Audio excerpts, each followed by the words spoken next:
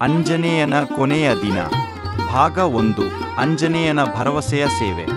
ರಾಮನ ಪಟ್ಟಾಭಿಷೇಕದ ನಂತರ ಹನುಮಂತನು ತನ್ನ ಜೀವನವನ್ನು ಭಗವಂತನ ಸೇವೆಗೆ ಮೀಸಲಿಟ್ಟನು. ಅವನು ತನ್ನ ಮನುಷ್ಯ ರೂಪದಲ್ಲಿ ನಿರಂತರವಾಗಿ ಪ್ರಪಂಚದಾದ್ಯಂತ ಧರ್ಮ ಪ್ರಚಾರ ಮಾಡುತ್ತಾ ಭಕ್ತಿಯ ಬೆಳಕನ್ನು ಹರಡುತ್ತಿದ್ದ. ಸಪ್ತಚಿರಂಜೀವಿಗಳ ಪೈಕಿ ಒಬ್ಬನಾದ ಹನುಮಂತನು ಕಾಲದಿಂದ ಅಪರಿಚಿತನಾಗಿದ್ದರೂ ಅವನ ಪಾತ್ರ ಇತಿಹಾಸದ ಪ್ರತಿಯೊಂದು ಯುಗದಲ್ಲೂ ಸ್ಪಷ್ಟವಾಗಿಯೇ ಇತ್ತು. ಹನುಮಂತನು ಬೃಹದ್ವಾಹನನೆಂದು ಹಿಮಾಲಯದಿಂದ ಶ್ರೀಲಂಕೆಯವರೆಗೆ ಹೋಗಿ ಕಾಶ್ಮೀರದಿಂದ ಕನ್ಯಾಕುಮಾರಿವರೆಗೆ ಯಾತ್ರೆ ಮಾಡುತ್ತಿದ್ದ.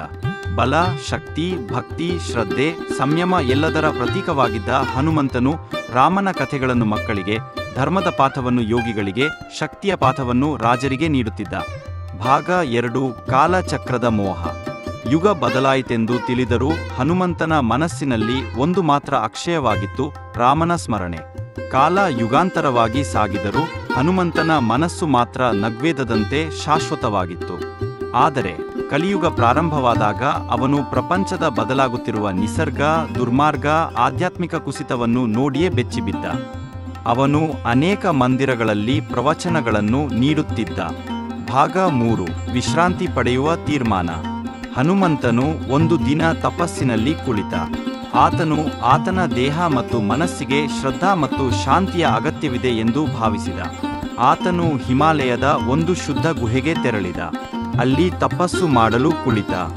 ಆ ಸಮಯದಲ್ಲಿ ಧ್ಯಾನಸ್ಥಿತಿಯಲ್ಲಿ ಆತನು ರಾಮನ ರೂಪವನ್ನು ನೋಡುವನು.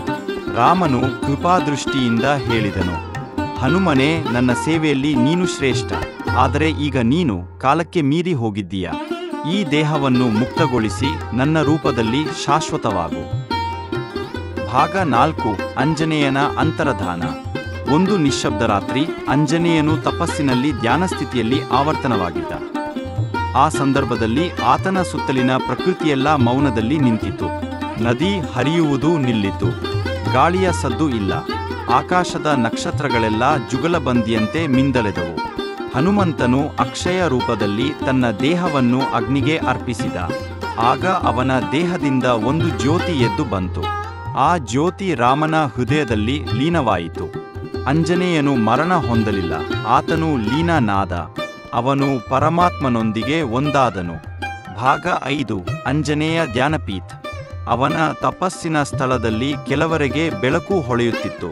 ಆ ಜ್ಯೋತಿಗೆ ಜನರು ಅಂಜನೇಯ ಜ್ಯೋತಿ ಎಂದು ಕರೆಯಲು ಆರಂಭಿಸಿದರು. ತರುವಾಯ ಅಲ್ಲಿ ಜನರು ದೇವಸ್ಥಾನ ನಿರ್ಮಿಸಿದರು.